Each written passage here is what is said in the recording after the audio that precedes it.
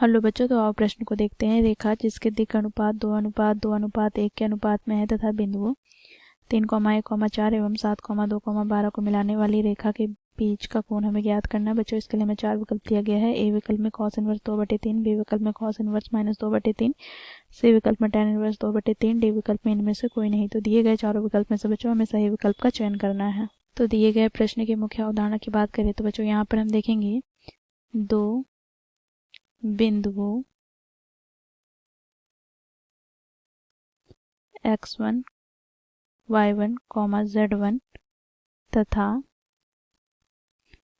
x2 y2 z2 को मिलाने वाली रेखा का दिक् अनुपात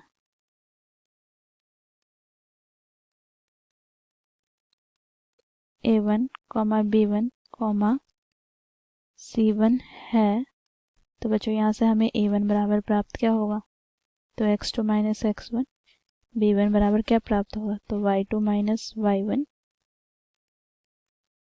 तथा c1 बराबर क्या प्राप्त होगा, तो c1 बराबर प्राप्त हो जाएगा z2 माइनस z1। ठीक है। साथ ही बच्चों यहाँ पर हम देखेंगे दो रेखाएं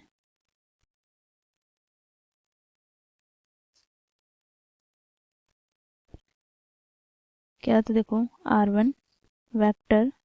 अर्थात सदिश r1 बराबर a1 i cap b1 j cap plus c1 k cap तथा r2 सदिश बराबर यहाँ पर a2 i cap plus b2 j cap plus c2 k cap हो। तो बच्चों इनके मध्य कोण क्या हो जाएगा, तो बच्चों इसे हम cos थीटा से प्रदर्शित करेंगे। तो cos थीटा बराबर हो जाएगा क्या, तो r1 सदिश का अदिश गुणन r2 सदिश के साथ बटे में यहाँ पर r1 का मापांक गुना r2 का मापांक। बच्चों देखो यहाँ से हमें प्राप्त क्या हो जाएगा, तो देखो यहाँ पर a1 गुनी a2 प्लस b1 गुनी b2 प्लस c1 गुनी c2 बटे में यहाँ से बच्चों देखो वर्गमूल a1 का स्क्वायर प्लस b1 का स्क्वायर प्लस c1 का स्क्वायर गुना में क्या हो जाएगा, तो a2 का स्क्वायर प्लस b2 का स्क्वायर प्लस c2 का स्क्वायर। तो ये हमें cos थीटा अर्थात इन दोनों रेखाओं के मध्य कोण हमें प्राप्त हो जाएंगे इस सूत्र के अनुसार। तो इस मुख्य अवधारणा की सहायता से बच्चों हम दिए गए प्रश्न को हल करेंगे। बच्चों यहाँ पर हमें दो बिंदु दिए गए हैं, तो यहाँ पर हम मान लेते हैं, माना बिंदु 3,1,4 तथा 7,2,12 को मिलाने वाली रेखा,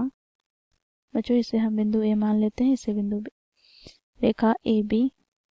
का दिक् अनुपात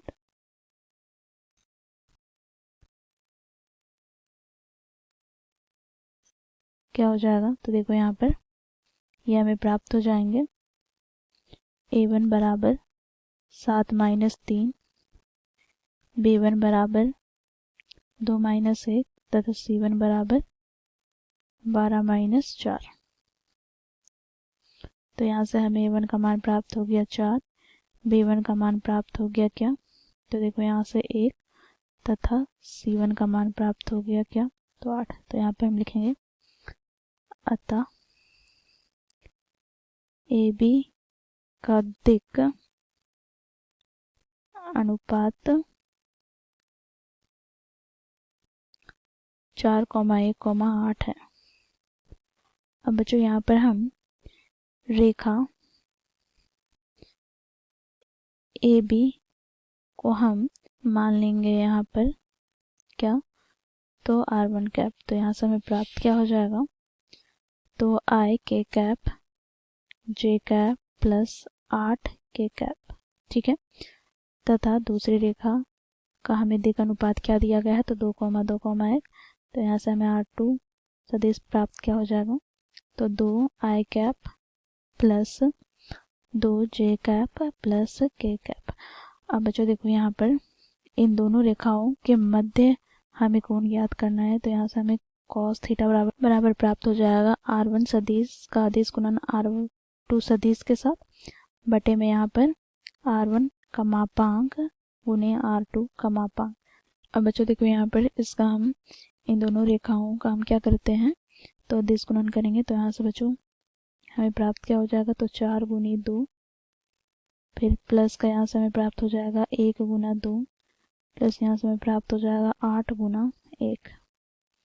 बटे में यहाँ से हमें प्राप्त क्या हो जाएगा, तो वर्गमूल 4 का स्क्वायर प्लस 1 का स्क्वायर प्लस यहाँ पर 8 का स्क्वायर, फिर यहाँ से बच्चों गुना में हमें क्या प्राप्त हो जाएगा, तो 2 का स्क्वायर प्लस 2 का स्क्वायर प्लस 1 का स्क्वायर, ठीक है। तो यहाँ से हमें प्राप्त हो जाएगा बच्चों देखो 4 दूनी 8 प्लस 2 एका 2 प्लस 8 एका 8, बटे में यहाँ से हमें प्राप्त क्या हो जाएगा, तो यहाँ से हमें प्राप्त हो जाएगा 4 का स्क्वायर 16 और 8 का स्क्वायर क्या हो जाएगा 64, तो यहाँ से हम लिखेंगे 16 प्लस 1 का स्क्वायर 1 प्लस 64। यहाँ पर हमें प्राप्त हो जाएगा 2 का स्क्वायर 4 प्लस 2 का स्क्वायर 4 प्लस 1 का स्क्वायर 1, तो यहाँ से हमें प्राप्त क्या हो गया, तो 8 प्लस 8 16 प्लस 2 कितना हो जाएगा, तो 18, बटे में यहाँ से हमें प्राप्त हो जाएगा बच्चों देखो अंडर रूट 64 प्लस 16 हो जाएगा 80 और 1 81, तो 81 को वर्गमूल गुनी यहाँ से हमें प्राप्त हो जाएगा 4 4 8 और 1 9, तो यहाँ से हमें प्राप्त क्या हो जाएगा, तो कॉस थीटा बराबर प्राप्त हो जाएगा 18 बटे 81 को वर्गमूल से बाहर निकालेंगे तो 9 गुना यहाँ पे 9 को वर्गमूल से बाहर निकालेंगे तो 3, 9 से विभाजित करते हैं तो 9 दूनी 18, तो यहाँ से बच्चों हमें थीटा बराबर क्या प्राप्त हो जाएगा, तो कॉस बच्चों बराबर के